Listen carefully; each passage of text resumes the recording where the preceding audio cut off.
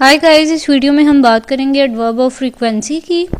तो adverb of frequency की हम डेफिनेशन देखते हैं। Adverb which answers the question of how often known as an adverb of frequency, यानी वो वाले एडवर्ब जो क्वेश्चन का आंसर दे रहे हों, हाउ के क्वेश्चन का आंसर दे रहे हों, उनको हम एडवर्ब ऑफ फ्रीक्वेंसी कहते हैं।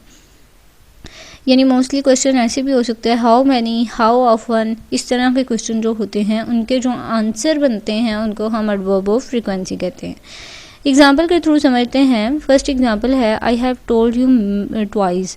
अब क्वेश्चन यहाँ क्रिएट हो रहा है how many times I have told you, how often I have told you.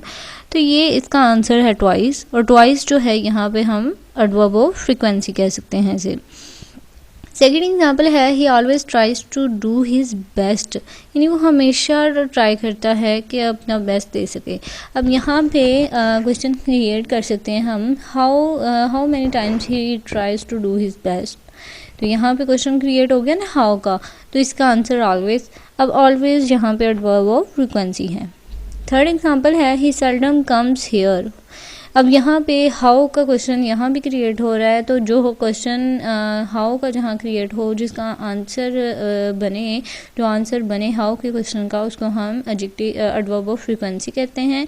तो ये जो है ट्वाइस, ऑलवेज, सेल्डम जो हैं वो एडवर्ब ऑफ फ्रीक्वेंसी हैं। अब आई होप आपको समझ आ गई होगी। Thank you so much for watching my video.